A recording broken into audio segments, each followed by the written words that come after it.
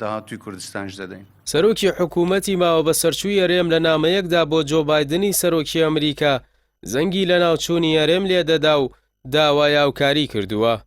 بەپێی راپۆرتێکی پێگەی ئەلمۆنیتەری ئەمریکی مەسرور بارزانی لە 3 ئەیلولدا نامەیەکی بۆ جۆ بایدنی سەرۆکی ئەمریکا ناردووە و تێیدا نووسیوێتی ئێستا ئەو نامەیەت بۆ دەنووسم دیسان لە ساتە وەختێکی چارەنووسی مێژووماندا دۆخێکە کە دەترسم لەوانەیە زەحمەتیمان هەبێ بۆ ئەوەی بەسەریدا زاڵ بین. ئێمە لە ڕووی ئابووریەوە وا خوێنمان لێ دەتکێ و لە ڕووی سیاسیشەوە خوێن لە جەستەمان وا کۆتایی دێت. هەر بەپێی ئەواڵی پێگا ئەمریکیەکە مەسرور بارزانی لە نامەکەی داوتوشێتی بۆ یەکەم جار لەوەتەی من سەرۆک وەزیرانم نیگەرانیەکی قوڵ دایگرتووم کە ئەو هەڵمەتە ناشەرەفمەندانەی لە دژمان بەڕێوە دەچێ لەوانەیە ببێتەوە کاری ڕوخانی ئەو مۆدێلە فیدراڵیەی عێراق کە ئەمریکا لە 2003 سپۆنسەری کردو لە پشتیەوە وەستاوە. گەرچی ناوەڕۆکی نامەکە لەلایەن جێگری سەرۆکی فەرمانگەی میدیا و زانیاری حکوومەتی هەرێمەوە ڕەت کراوەتەوە، بەڵام بە شێوەیەکی زۆر خێرا تۆڕە کۆمەڵایەتیەکانی تەنی و کاردانەوەی بە شوێن خۆی داهێنا. بەشێک لەوانەی کۆمنتیان لەسەر ناوەڕۆکی نامەکەداوە و نووسیویانە مەسرور بارزانی دەیەوێت شکستەکانی حکوومەتەکەی و بێتوانایی خۆی لە ئیدارەداندا بە چەند بیانوویەکی دەرەکی ببەستێتەوە، بۆیە داوا دەکات ئەمریکا فریای بکەوێت تا تووشی ئاش بەتاڵی دیکە نەبن.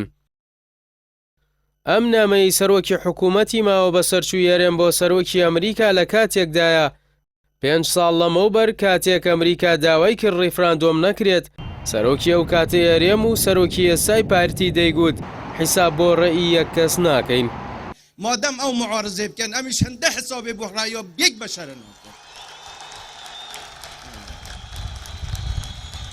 هەروەک بەشێکی دیکە لەوانەی بۆ چوونیان لەسەر نامەکە دەربڕیوە و دەڵێن لە هەموو دنیا وایە ئەگەر حکوومەتی یاخود سەرۆکی یاخود حیزبێک وڵات تووشی قەیران بکات دەبێت دەست لە کار بکێشێتەوە و مجاسەفە بە چارەنووسی خەڵکەوە نەکات. بەڵام دەسەڵاتدارانی هەرێم و بەرپرسانی پارتی کەەوە باڵی گەورەی کێشەکانیان لە ئەستۆیە ئامادەنین بۆ جارێکیشدان بە هەڵە و کوردبینی خۆیاندا بنێن و داوای لێبوردن لەو میلەتە بکەن کە 10 ساڵە گیرۆدەی سیاسەتەکانی ئەوانە بگرە ئێستاش دەیانەوێت خەتایە و دۆخە ئابووری و سیاسیە سەختەی بەرۆکی خەڵکی گرتووە بخەنە ئەستۆی ئەمریکا و حکوومەتی عێراق.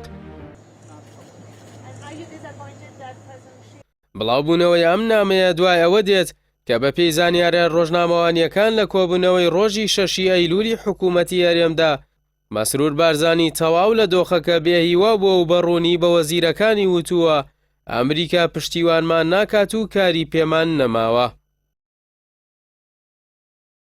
ئەوە ماوەتەوە بوترێت دەسەڵاتدارانی هەرێم و بەتایبەت پارتی بە سیاسەتی شکست خواردووی ئابووری و ئەو نادادگەری بەرجەسەیان کردووە چیناتیەکی قۆڵیان بەرچەسە کردووە.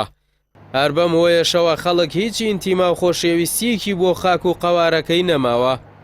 هەر لە ئەنجامی ئەم شکستانەشەوە ئێستا حکوومەتی هەرێم لە ناوخۆ و دەرەوەش بێ پشت و پەنا ماوەتەوە و لە لاوازترین قۆناغەکانی حکومڕانیدایە.